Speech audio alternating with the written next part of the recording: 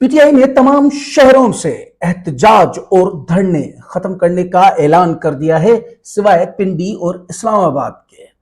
अरशद शरीफ case में अहम पेशरफ्त आपके साथ डिटेल में शेयर करेंगे।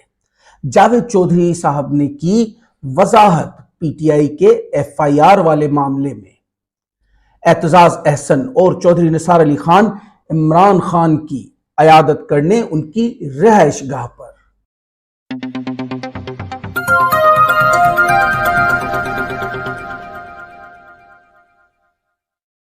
अस्सलाम वालेकुम, वेलकम टू ऑपरेशन तज्जिया विद शारिक मकबूल। आज 9 नवंबर 2022 है, बुध का दिन है और आज का ये हमारा दूसरा व्लॉग है।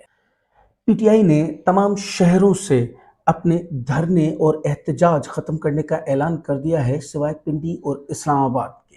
उन्होंने स्टेटमेंट जारी करते हुए ये कहा है कि लोगों को, आवाम को रिलीफ देने के लिए तमाम एहतजाज और धरने ख़त्म किए जाएं ताकि आवाम को रिलीफ मिल सके, सिवाय पिंडी और इस्लामाबाद, क्योंकि पिंडी और इस्लामाबाद में तो उनको अपने मुतालबात मनवाने हैं, जिस हवाले से वो धरना और एहतजाज जारी रखेंगे।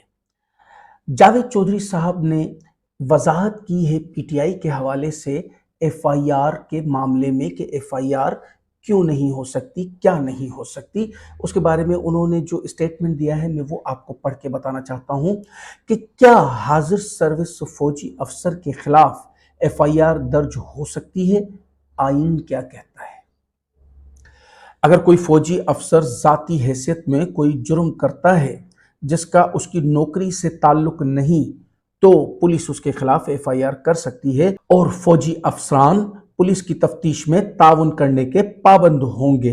पाकिस्तान फौजी आर्मी एक्ट 1952 यानी 1952 के आर्मी एक्ट के तहत ये चीज उन्होंने बहुत वाज़ेह तौर पे यहां लिख दी है। लेकिन इससे पहले अगर आप नए हैं हमारे चैनल पर तो सब्सक्राइब करना ना भूलें और साथ में दिए गए इस बेल आइकन को जरूर प्रेस करें। हमारे फेसबुक पेज, इंस्टाग्राम पेज को लाइक करें, हमारे ट्विटर को फॉलो करें ताकि तमाम अपडेट्स आपको वक्त पर मिल सके। इन तमाम के एड्रेसेस नीचे बार में चल रहे हैं और हमारी डिस्क्रिप्शन में भी मौजूद हैं। डॉक्टर दानिश साहब ये एक जर्नलिस्ट हैं और एक प्रोग्राम के एंकर हैं। मुख्तलिफ चैनल्स पे इन्होंने काम किया है। पहले तो ये बहुत गैर जानिबदारी से अपनी खबरें और तज्ज़िये दिया करते थे, लेकिन आजकल ये दौड़ में शामिल हैं मुबश्शिर लुकमान, गरीदा फारूकी और तलत हुसैन की। शायद ये अपनी सैलरी का हक अदा कर रहे हैं जो कि इनको नवाज शरीफ साहब से नवाजी जाती है। लेकिन मैं आपको बता दूं डॉक्टर दानिश साहब कि आप कितनी भी कोशिश कर लें, जो हक अदा लुकमान साहब, गरीदा और तलत हुसैन साहब करते हैं, आप उनसे जीत नहीं पाएंगे, कुछ भी कर लें। उन्होंने एक ट्वीट की है कि अहम तरीन ज़राए के मुताबिक इमरान खान को अपने ही मुहाफिजों की चलाई हुई गन का एक छर्रा लगा है। इसकी तस्दीक सबसे पहले रेस्क्यू करने वाले शख्स ने भी की थी, इसलिए इमरान खान मेडिको लीगल नहीं करा रहे हैं, जो कि एक अहम कानूनी तकाजा है। सर जी, आपने वो नहीं लिखा कि सबसे अहम कानूनी तकाजा ये होता है कि एफआईआर लिख के और तमाम शवाहिद को रिजर्व किया जाए, ना कि ज़ाया किया जाए। आपने इस बारे में कुछ लिखना पसंद नहीं फरमाया।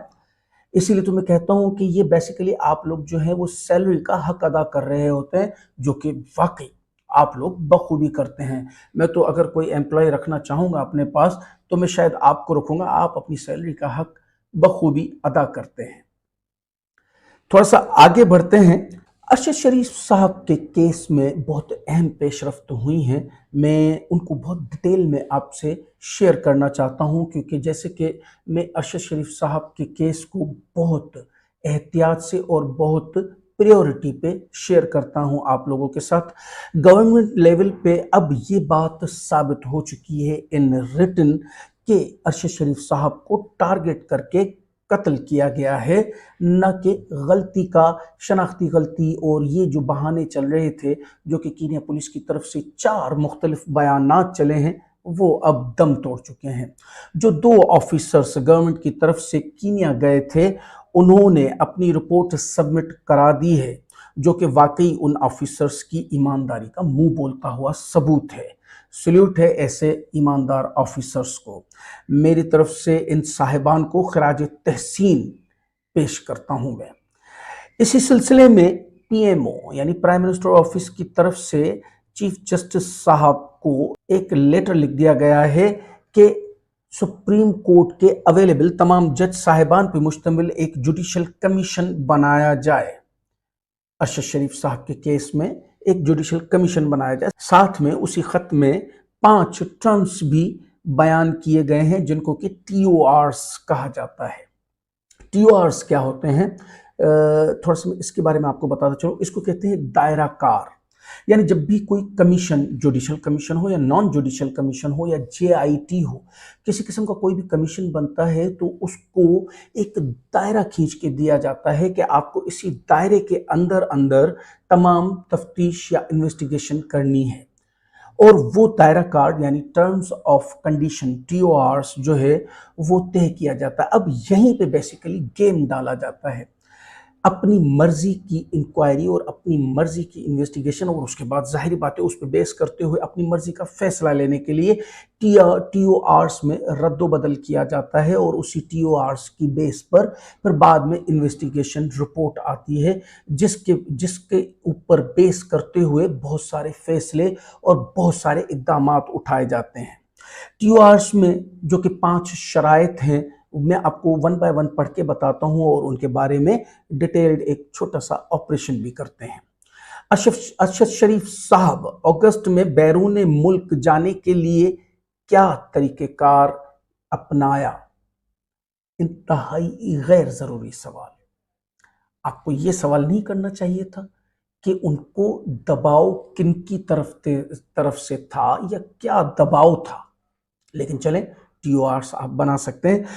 अरशद शरीफ साहब को बैरून मुल्क जाने में किसने सहूलतकारी की? कमाल है ना। यानी एक दोस्त अपने किसी दोस्त की मदद करे तो वो सहूलतकारी में काउंट होता है, जबकि सहूलतकारी लफ्ज किसी और चीज के लिए यूज होता है। लेकिन मैंने आपको जैसे कि कहा कि टीओआरस को अगर आप हेर फेर कर दें तो फिर इन्वेस्टिगेशन का पूरा रुख ही चेंज हो जाता है। ये भी इंतहाई गैर जरूरी सवाल। वफाकी या सूबाई तहकीकाती एजेंसीज को अरशद शरीफ को मिलने वाली धमकियों से आगाही थी? एवरीवन नोस, सबको पता था। अरशद शरीफ साहब ने एक खत लिखा था जो कि सदर पाकिस्तान आरिफ अलवी साहब को कि मुझे जान की धमकियां मिल रही हैं, और उसके बाद एक और ख़त लिखा था उन्होंने chief justice supreme court Umar Ata Bandial साहब को कि उनको ये धमकियां मिल रही हैं, लेकिन उसके बावजूद भी कुछ नहीं हो पाया। चौथा और पांचवा नुक्ता यह है कि अगर अरशद शरीफ साहब को ये खतरात थे तो उससे बचाव के लिए क्या इक़दाम किए गए। अब ये आखिरी के 3 पॉइंट्स तो फिर भी जस्टिफाइड हैं, समझ में आता है, लेकिन अभी भी 2 से 4 पॉइंट्स छोड़ दिए गए हैं। जबकि आई थिंक के सुप्रीम कोर्ट को टीओआरस नहीं दिए जाते हैं, टीओआरस दिए जाते हैं नॉन जुडिशियल कमीशंस को। जो जुडिशियल कमीशंस होती हैं वो अपने टीओआरस खुद डिसाइड करते हैं, और ये भी सुप्रीम कोर्ट की अपनी सवाबदीद है कि वो तीन रुकनी बेंच बनाते हैं, 5 रुकनी बेंच बनाते हैं, या कि जैसे पीएमओ ऑफिस से जो लेटर आया है कि तमाम अवेलेबल जज साहिबान पे मुहित एक कमीशन बनाया जाए। तो ये सुप्रीम कोर्ट की अपनी सवाबदीद है कि वो क्या करते हैं। अगर मैं होता तो टीओआरस ये नहीं होते जो कि सुप्रीम कोर्ट को भिजवाए गए हैं, बल्कि टीओआरस वो होते जो मैंने आपको जिक्र किया था। इसमें गैर ज़रूरी सवालों से खामखामे केस का रुख मोड़ने की कोशिश की जा रही है। जैसे कि आपने अगर पिछली चंद प्रेस कॉन्फ्रेंसेस देखी हो, उसमें खामखामे इस केस का रुख मोड़ा जा रहा था। सलमान इकबाल साहब जो कि ARY न्यूज़ के ओनर हैं, CEO हैं, उनकी तरफ मोड़ा जा रहा था कि उन्होंने भिजवाया। बिल्कुल उन्होंने ही भिजवाया होगा।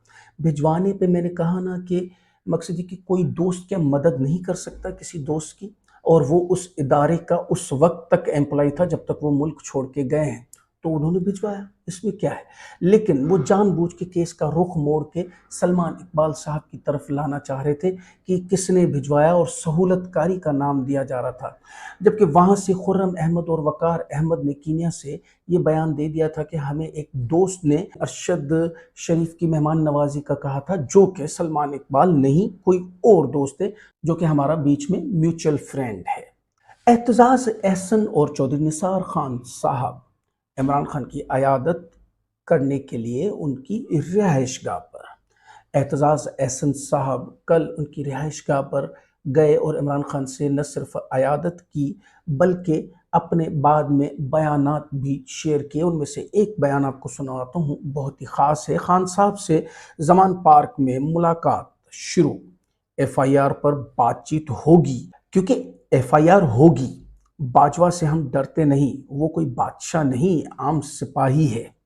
जबकि चौधरी निसार साहब ने अपना ट्वीट किया है कि इंशाल्लाह बहुत जल्द ज़मान पार्क खान साहब की अयादत और कुछ अहम फैसले करने जाऊंगा।